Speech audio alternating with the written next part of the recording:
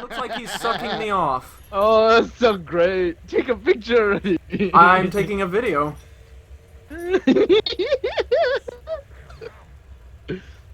Like he Yeah. slid right. Look, he's sliding to me.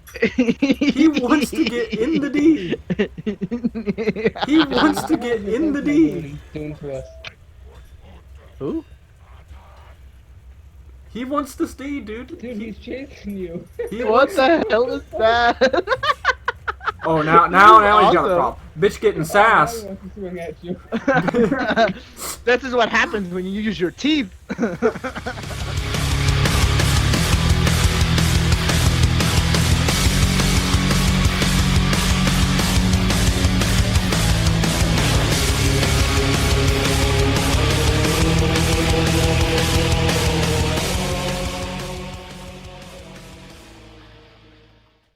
Hey, what is going on, all my fellow godlies and Warframe enthusiasts around the world? I am Vance from the ever-popular series of Warframe God builds, and you sassy bitches have been requesting the Ember Prime build for as long as I can remember. But the issue with her was that other marquee Warframes were being requested a whole lot more than what she was, so I figured it's finally time to take a look at this sassy bitch.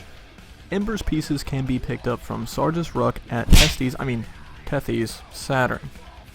Don't mistake that for male genitalia. And if you want the Ember Prime parts, well, it's unsealed for a limited time, so I would haul ass over to those relics and pick them up as soon as possible.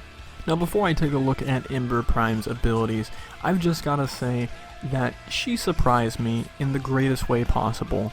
I had a lot of fun, which I didn't think that I would because I had already picked up Ember and Ember Prime, and I didn't enjoy leveling them up. However, Ember Prime can dish out quite a bit of damage and is useful in a way you wouldn't think was mostly possible. Where her issues begin is her defensive abilities and some of the abilities that she uses in her template just not really being worth it. And by that I mean her first ability, Fireball. It's no different than Frost's first ability, Volt's first ability, or the old school Saren's first ability. And we've seen what happened to Saren. After the rework, her first ability became her most used ability out of her entire template. So I would like to see something like that happen with Ember, just to make her Fireball used a little bit more and have a little bit more useful mechanic to the team, because otherwise launching a fiery projectile that deals low damage to enemies in mid-tier isn't all that great. And it's probably going to be something that you avoid using in in-game content. Her second ability, however, Accelerant, it stuns nearby enemies with strong accelerant and increases all fire damage dealt. This essentially does what Fireball will do with an augment. The only reason you would ever use Fireball is with the augment, but it's ironic because Accelerant does the same thing, except for it does an AoE buff to your teammates, adding fire damage to them, and it also increases casting speed. Casting speed which is equivalent to that of natural talent. Which is funny because the stats for the augment of Accelerant read that it's 50%, whereas the natural talent is way up there in the 100%, yet it's the same amount of increase. That is the very definition of you not being able to trust stats. As I have often in the past stated, you just can't trust stats. You have to rely on what you can test in the simulacrum. Now, as for Fire Blast, I do use this, but it is very situational. Fire Blast is something that I will use to clear the area, especially if a teammate is downed, but I also use it in tangent with World on Fire. It's going to be very critical in those moments of desperation that you slam the ground with Fire Blast so that you can clear that immediate area and provide your teammate a safe revive point. Otherwise, you're going to go down if you don't do it in that way. Make sure that you have the energy for that, so it goes without saying that you're probably going to need to use Zenuric Lens yet again. World on Fire speaks for itself. Do I even need to explain it at this point? Anybody who's watching this video knows why people want to play Ember, and it is because of World on Fire. You can just run around and watch everything get incinerated, which is great, and it has excellent CC potential and we're going to focus our build completely around that. So, let's take a look at our weapon choice. Alright, so first things first.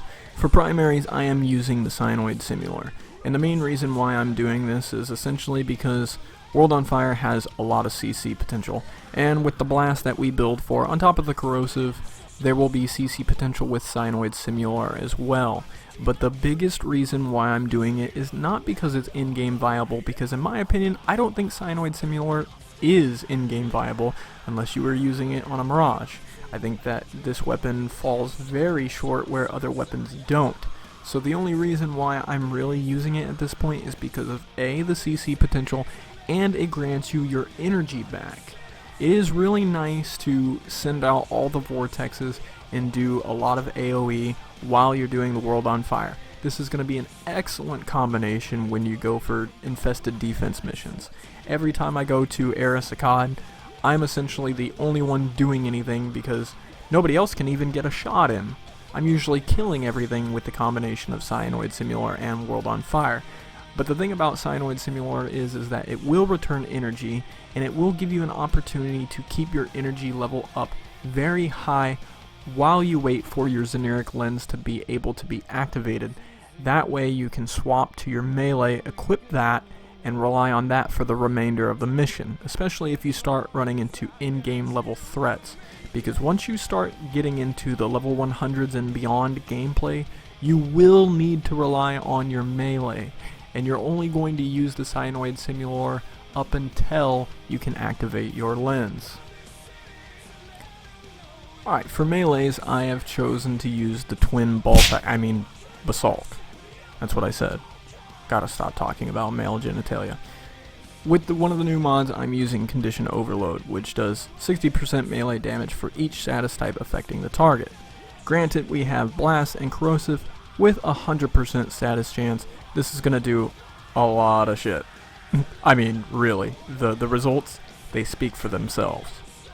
Rift Strike is one of those things that it's a unique mod for this weapon, and it's going to allow you to teleport yourself up to 25 meters away from your opponent to them. That way you can capitalize on the World on Fire, knocking them down, and therefore getting finisher damage.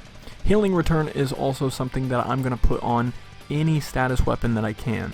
I mean, even the Cyber I'm using with Vauban now, I use it because I can immobilize them, and it doesn't have that big of an attack rate, but with Twin Basolk, it does have a decent attack rate, so while you're doing the finishers and doing your combos, you can return health to yourself, and you're gonna need to do that. You're really going to need to do that without having to sacrifice the energy from Life Strike. This is a great mod, and I recommend it for anybody. And I will say that the Wikia, although they're talking shit about this mod, it is great. Now for secondaries, I don't think that I have to say a whole lot about this one. I did feature this in episode 20, God Builds Ikaros, but the main reason why I'm including it here is because Ember is probably going to go down, and she's going to go down often, especially in in-game content, but I know a lot of you stubborn guys are going to bring Ember anyways. And I wouldn't blame you, because if you like her like you do, and you enjoy playing her, then you're going to try and take her wherever you can. And like I said, I don't blame you, so in those instances that you go down, you should at least be useful to the team by bringing something that can knock enemies down. That way it's a little bit easier for your teammates to revive you. And that's why I've chosen to run with Azima, because I can dump out the clip onto the floor, and effectively it will take out nullifier bubbles, it will knock enemies down, it's got blast, it's got slash, it does pretty decent for being a CC weapon, and it's not nearly as good as the Zenistar, but hey, it's a hell of a runner-up. As for the actual build behind Ember, I showcase the weapons primarily because the weapons are dependent upon the frame, and the frame is dependent upon the weapons. They have such good synergy that you can't help but capitalize from growing power with all the status procs and the status weapons we are using. Power Drift, Prime Continuity, Transient Fortitude, Stretch, Fleeting Expertise, Firequake, Flash Accelerant, Intensify, and Overextend all make up the build that I deem in-game viable, even though I am recognizing that Ember does need a buff or somewhat of a rework to make her less squishy. Flash Accelerant is something that oftentimes teammates actually praise me for using because it adds 50% of the fire damage to them while increasing the casting speed, and as I discussed in the abilities section of Ember, this, although it says 50%, which is obviously less than natural talent, it is the same rate of increase, unless they've reworked that between now and when I recorded this. But if it hasn't been reworked, then you can rest assured that this is just as good as using a natural talent. You're also going to want to build for a little bit of efficiency. That power strength is going to be important, and also the range. That way you can capitalize on your fire quake as much as possible. This is the mod that's going to allow them to be knocked down with a 100% chance of being knocked down. Notice how all the weapons that we've been using on her have blast damage, and it's because Ember excels at knocking things off their feet, and that's what we're going to build for, and we're going to try to make our abilities do as much damage as we can by capitalizing on growing power and power strength, etc., etc. The only thing left that we have to address is the power efficiency issue that she has, because Prime Flow isn't here. It's just not there, and I feel as though it's not needed. And if you feel as though it is needed, then you can swap it out if you would like, but I don't feel like I ever need it. Even in in-game level content, in the high duration builds, I'll bring energy restores if an eczema strains me too fast. But other than that, I just don't feel as though I personally need it. This would usually be the boring part of the video. However, it's probably not going to be the boring part of the video because you have two essential choices when it comes to lenses. During the God Build Season 3, I've been showcasing the shit out of Generic Lens, so by now you should already know that you need to go for Void Pulse, go down the line to Energy Overflow, and then Systemic Override. Keep pushing energy into Energy Overflow and Systemic Override so that you increase your efficiency and you also regenerate energy over time. But where it gets a little bit complicated here is with the introduction of Uneru. Uneru actually has a lot of different buffs that are really excellent for melee-only style builds. One of which is the Medusa skin, which grants you 50% chance to petrify enemies for 10 seconds when struck with a melee weapon. As I stated earlier, when I fight in-game level content, I rely on my melee, so this is really the deal breaker for most of your Ember builds. Do you want to be the better safe than sorry, energy efficient Ember build, or do you want to be the lay all my cards out on the table and gamble with, being the DPS of the group, but still having that lack or uncertainty of running out of energy later on? Stone Shape is also something that's definitely useful in this build because it grants 10% armor for the duration of the mission, and this is only, rank 2, so you would need to level that up to 3 to get more percentage out of it. Mighty Blows attacks with melee weapons reduce armor for an enemy by 10% for 10 seconds. Again, this is only rank 1, so if you level up all 3 of these attributes and go in balls to the wall with your melee, you're already doing insane damage as it is, but this is going to make it so it scales way more than what it would to begin with. So it's up to you, Uneru or Generic, take your pick. So at this point in the video, I'm actually going to address all my suggested reworks for Ember, because in the past I have done a lot of ranting about Warframe and not so much suggesting what could actually be done about problems.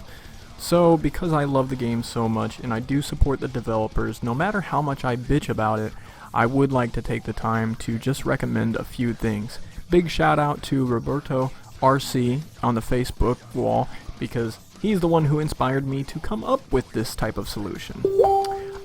I suggested that if DE were to rework Accelerant, let it be an ability which boosts the effects of all the other powers. You could let Fire Blast burn bullets out of the air in its proximity. World on Fire could tick away at enemies' health over time, much like Saren's Miasma. which in Fire Blast could launch enemies into the air, similar to the Sonic Core. So ultimately, Ember could be your CC slightly defensive frame who's capable of doing a little more damage than the average frame. Making her more versatile is definitely the way to go. It wouldn't make her too overpowered either. So those are my thoughts and opinions on Ember. If you have different ideas, feel free to post them in the comment section and talk about the rework. Maybe we'll generate some ideas and get some positive feedback flowing for Digital Extremes, because like I said guys, I don't like to rant, and I would rather see this game live up to everything it potentially could be. So this concludes my build on Ember Prime. I hope that you liked it a little bit and you learned something, and if you did, it always helps if you smash that like button, rate, comment, share, subscribe, all that good stuff, and until next time, this has been Vance, signing out. Peace.